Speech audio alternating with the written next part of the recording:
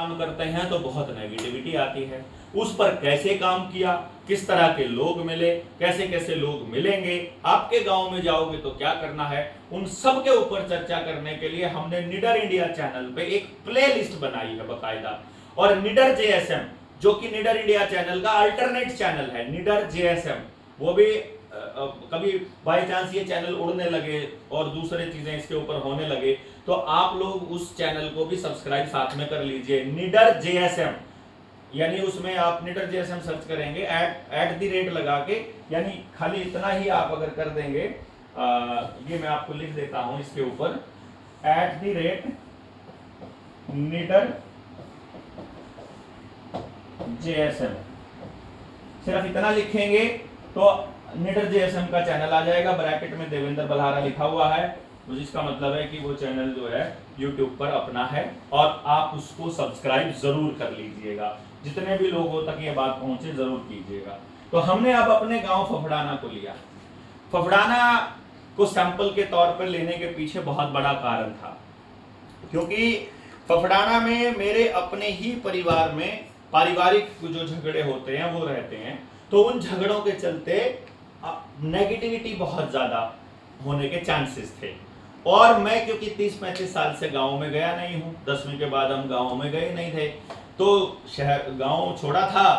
पढ़ाई के लिए, फिर नौकरी लग गई और काम करने लग गए तो शहर आ गए, फिर बच्चे हो गए, बच्चों की शिक्षा के लिए शहर आ गए। अब देखा कि शहर आकर के तो बड़ी गलती कर ली, तो अब शहर से गांव जाएं तो गांव वाले कहते हैं गांव तो रहने लायक है नहीं, तो गांव को बनाना पड़ेगा, बनाने के लिए प्रयास करने पड़ेंगे और इसी बहाने हमारा गांव के ऊपर प्रयास हो जाएगा और यही एक्सपेरिमेंट भी हो जाएगा। क्योंकि साइंटिफिक अप्रोच रखने वाला आदमी अपना वैज्ञानिक दृष्टिकोण रखता है, उसका एक ही मानना है कि यदि वो कर पाया तो हो ही जाएगा, यदि वो नहीं कर पाया तो सीखेगा, अगली पीढ़ी को बताएगा कि ये काम नहीं करना है, ये करना है, इस तरह से सुधार हो सकता है, ये कोशिश हम करके देख चुके हैं, उस दौर में नहीं हुई थी, इस दौर में देखते हैं कितनी पॉसिबिलिटी है। यही सब हमारी अप्रोच का एक तरीका रहता है। तो हमने अपने गांव में जो काम किया अभी तक, हम 3 चरण में काम कर चुके हैं, 3 चरण में, यानी 3 स्टेप में हम काम कर चुके हैं। तीनों स्टेप की जानकारी, हम तीनों स्टेप की जानकारी नहीं दे सकते इस वीडियो में। उनकी स्टेप की जानकारी के लिए प्लेलिस्ट निडर इंडिया चैनल के नाम पर क्लिक कीजिए,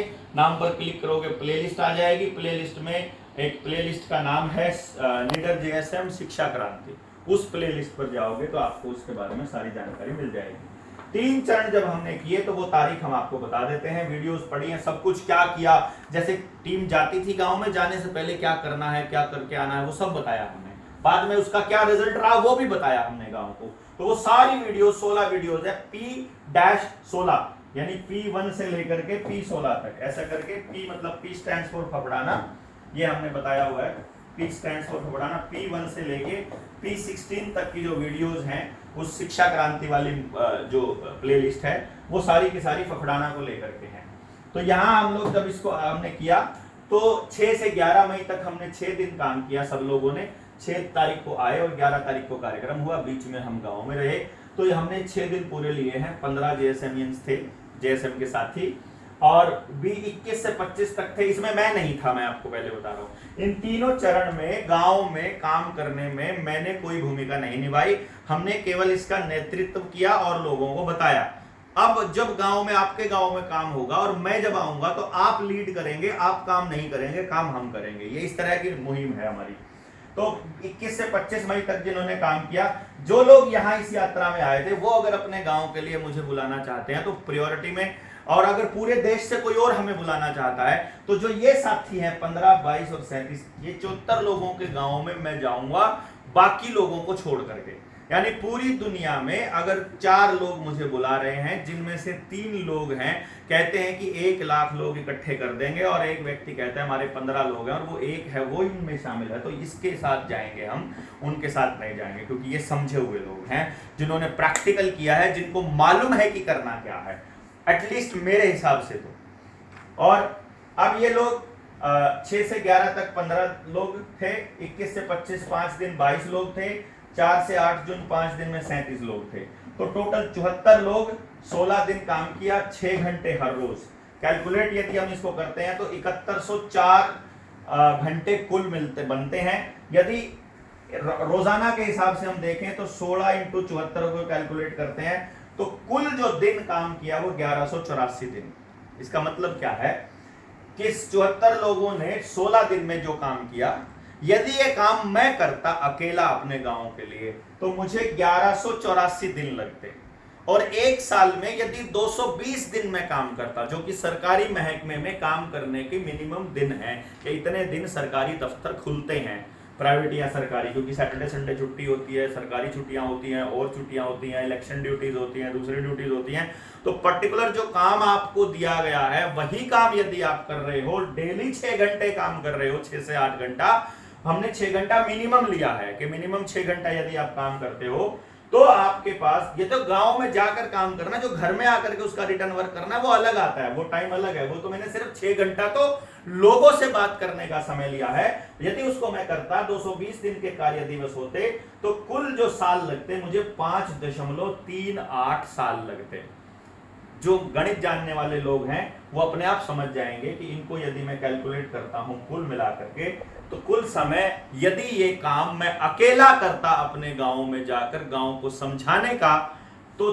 5 साल 4 महीने और 15 दिन लगते।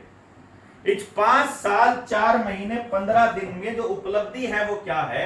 कि हमारे गांव में इस वक्त मेरे साथी जो मेरे इस विचार को मानते हैं, मेरे काका ताऊ भाई पढ़े लिखे नौजवान जो गांव में दिन रात अपने आप काम करने के लिए तैयार हैं अपने गांव के लिए, जिन्होंने इन 2 चरणों में तो इस तरह से काम किया है 21 से 25 और 4 से 8 की अपनी टीम का ठहराव भी उनके घर में ही हुआ है। ऐसे लोगों की जो संख्या है वो 41 है। इस वक्त मेरे गांव में 41 लोगों की, हमारी जनता सरकार मोर्चा की, जेएसएम की, नीडर जेएसएम की या मेरे गांव फफड़ाना की टीम है इस वक्त। मिनिमम की बात कर रहा हूं। इन 41 लोगों में मेरा क्लासमेट नहीं है एक भी, इन 41 लोगों में मेरा पड़ोसी नहीं है एक भी, इन 41 लोगों में मेरे परिवार का सदस्य नहीं है एक भी। यानी कि मेरे परिवार, मेरे पड़ोसी और मेरे क्लासमेट और मेरे दोस्त जो गांव में हैं, उनको छोड़कर ये 41 लोग हैं जो पहली बार